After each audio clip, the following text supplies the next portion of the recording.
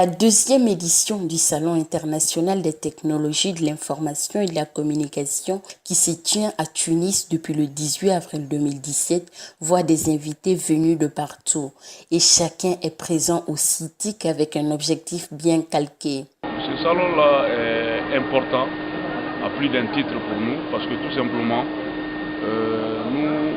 nous avons toujours aidé le secteur privé compte tenu de la mission régalienne qui nous a été confiée par l'État.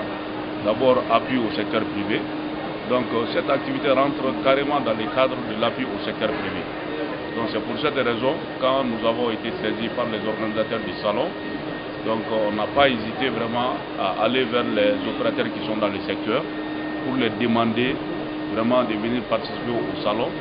Mais pour ce faire, il faudra qu'on a fait d'abord le tri des entreprises et maintenant en fonction non seulement des activités que ces entreprises ont eu à réaliser dans le secteur et aussi des chiffres d'affaires des entreprises parce qu'il s'agit d'une représentation du pays à l'échelle internationale. Pour cette deuxième édition, le Mali est fortement représenté. Ce qu'on espère aussi, c'est de faire pareil chez nous pour que nous aussi on puisse mettre en place un système, en fait de mettre un réseau pour que nous aussi, nos startups, toutes les structures dans ce créneau donc, puissent émerger, prendre part et avoir d'autres opportunités. Nous sommes dans un secteur assez particulier de la cybersécurité, donc je ne vais pas vous cacher qu'on a vu qu'une seule compagnie tunisienne ici qui est dans ce domaine aussi. Donc naturellement, ils sont à leur début tout comme nous et ayant les mêmes services, ce partenariat nous permettra vraiment d'avoir une extension de nous ici, mais aussi une extension d'eux au Mali et dans toute la sous-région ouest africaine aussi.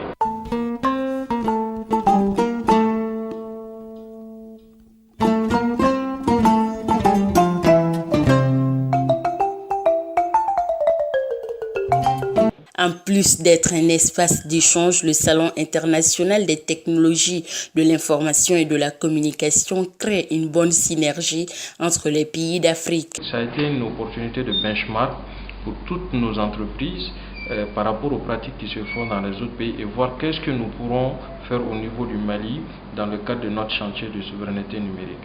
Cela passe par observer les meilleures pratiques ailleurs, les amener chez nous, améliorer et aussi valoriser notre savoir-faire, valoriser nos entreprises pour qu'on puisse être dans la chaîne mondiale de l'industrie numérique. C'est la raison pour laquelle on se retrouve aujourd'hui avec eux, vraiment pour vendre l'image du pays, en un mot. Et c'est des questions de donner, de recevoir, en fait. Nous sommes venus avec nos produits. Vous voyez, comme vous voyez vous-même, beaucoup de nos entreprises sont là, ils sont représentés. Et maintenant, ils ont présenté aussi leurs produits.